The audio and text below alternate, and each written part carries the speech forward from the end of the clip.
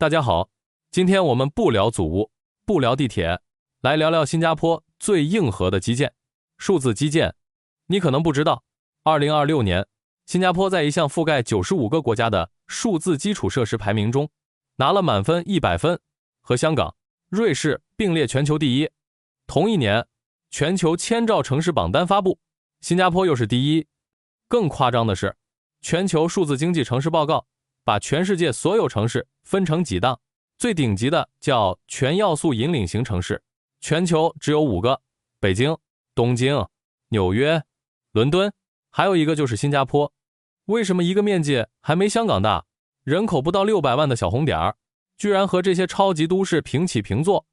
今天我就带大家从光纤、5G、海底电缆和数据中心4个维度，把新加坡的数字底牌一张张翻出来看，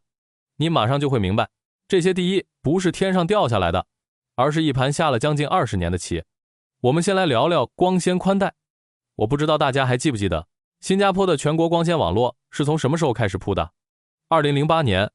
那一年 iPhone 3G 刚刚发布，很多人还在用诺基亚。当时大部分国家的家庭宽带还是通过电话线上网的 ADSL， 下载速度撑死了每秒几兆。而新加坡从那个时候就开始在全岛埋光纤了。当时政府做了一个非常关键的决定，不让各家运营商自己挖自己的，而是交给一家叫 Netlink 的公司统一挖、统一铺，所有的管道、光纤、接线盒全部由这一家公司建好，然后其他运营商比如 Singtel、StarHub、M1 再向 Netlink 租用这些设施，各自向用户提供服务。这个决策有多聪明？你想想，如果3家运营商各挖各的路，今天 Singtel 挖完铺好，明天 StarHub 说要升级又挖开，后天 M1 也要挖，新加坡的马路恐怕永远都修不好。统一建设，多家共用，既省钱又省事，老百姓也不用忍受反复挖路的折腾。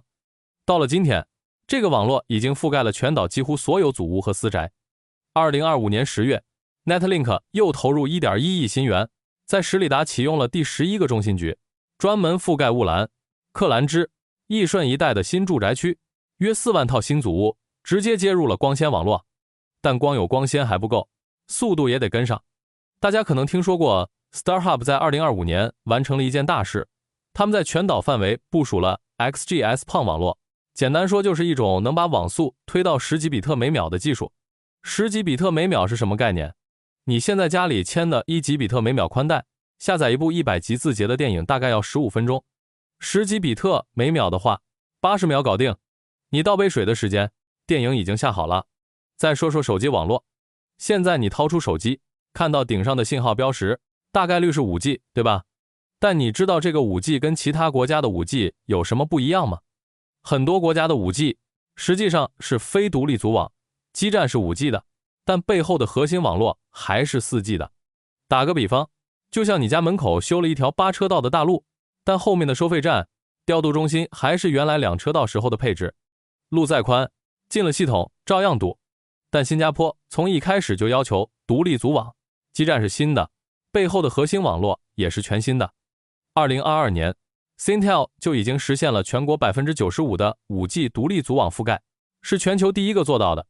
到了2025年，新加坡所有4家运营商全部完成了独立组网的全国覆盖，新加坡因此成为全球第一个在所有有人住的地方都能用上真正 5G 的国家。Singtel 在2025年还进一步提升了覆盖，用700兆赫兹这个低频段把信号送进了更多祖屋的电梯、地下室和高楼层。以前你在家里靠窗才有 5G， 现在在厨房做饭，在厕所刷手机，信号都一样稳。到了2026年， M1 和 StarHub 已经把用户从旧网络全部迁移到新网络上了。也就是说，现在你手机上的那个 5G 图标是货真价实的真 5G， 不是贴牌货。你在地铁上刷视频不卡，在食阁开视频会议不掉线，在祖屋楼下打游戏延迟很低，靠的就是这套全覆盖的真 5G 网络。好，前2个讲完了，再讲后面2个你可能平时不太注意到的东西，海底电缆和数据中心。先说海底电缆，新加坡是个岛，跟外界的数据往来全靠埋在海底的光缆。你现在上网看的 YouTube 视频，用的 TikTok，跟海外同事开的 Zoom 会议，所有数据都是从这些海底电缆进出的。目前，新加坡连接着26条海底电缆，把东南亚跟全球其他地方串在一起。2025年有一条新电缆获批，叫 Bifrost， 是全球第一条直接连到美国西海岸的海底电缆，全长超过2万公里。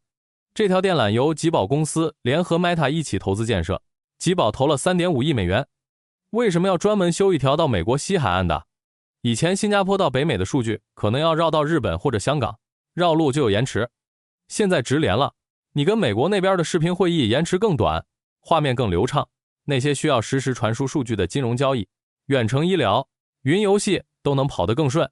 而且政府已经放出话了，未来10年要把海底电缆的数量从26条翻倍，预计吸引至少100亿新元的私人投资。你可以把新加坡想象成一个数据的中转站，每多一条海缆，就相当于樟宜机场多了一条跑道。飞机起降越多，中转能力越强，新加坡在数字经济里的枢纽地位就越稳。最后说数据中心，数据通过海缆进来了，光纤和 5G 把数据送到各家各户了，但数据总要有个地方存放和处理吧，这些地方就是数据中心。新加坡在这方面的地位有多强？截至2025年底，全岛在运营的数据中心容量约 1.14 吉瓦，占了整个东南亚的1/3还多。更夸张的是，空置率只有 1.4%， 也就是说，几乎所有的机柜都被租出去了，你晚一步就抢不到位置。这跟你有什么关系？你手机上用的每一个 App 背后都在调用数据中心。你看的 Netflix， 用的 Grab， 刷的 Shopee， 数据都存放在这些机房里。数据中心离你越近， App 响应越快，加载越不卡。为什么你在新加坡用 Grab 叫车几乎秒响应？因为服务器就在你身边。正因为需求这么大，全球的资本都往新加坡涌。美国巨头 Digital Realty 计划投资近70亿新元，扩建本地数据中心。本地企业 Bridge Data Centers 也规划了30到50亿新元的投资，政府还会额外释放300兆瓦的容量。可以预见，未来你在新加坡用各种数字服务只会越来越快，越来越稳。新加坡的数字基建为什么能排到全球第一？答案其实不复杂，就是3件事。第一，想得远，从2008年就开始铺光纤，从2020年就定下 5G 独立组网的目标，政府永远提前10年做规划，不等到马路堵了才修路，而是先把路修好，等着车来。第二，配合好，政府定标准，企业来执行。Netlink 铺光纤， StarHub 推10G 宽带， Singtel 建 5G 加，吉宝拉海缆， Digital Realty 盖数据中心，大家各做各的事，但又环环相扣，形成一个完整的系统。第三，不满足，别人还在追1000兆，新加坡已经在跑10000兆。别人刚开始铺 5G， 新加坡已经完成了独立组网全覆盖。别人还在规划数据中心，新加坡的数据中心已经挤到空置率只剩 1.4%， 永远跟自己较劲，永远在问下一步是什么。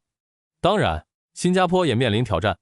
土地不够用，数据中心的耗电和散热问题越来越大，周边马来西亚、印尼也在追赶，但新加坡的应对策略也很清晰，往绿色高效方向升级数据中心，跟邻国合作铺设更多海缆，保持差异化优势。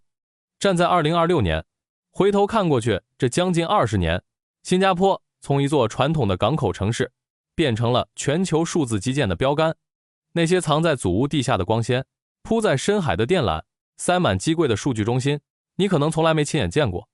但你的每一次视频通话，每一单外卖，每一集在线刷的剧，都在依赖它们运转。这些默默运行的基础设施，就像这座城市的筋骨和血管，你看不见它们，但没有它们，新加坡就不是今天的新加坡。如果你也认同，一座城市真正的竞争力往往藏在最底层的系统里，欢迎订阅频道，也在评论区告诉我，下一期你更想看我拆哪一项新加坡基建？数据中心、地铁更新，还是祖屋和新镇规划？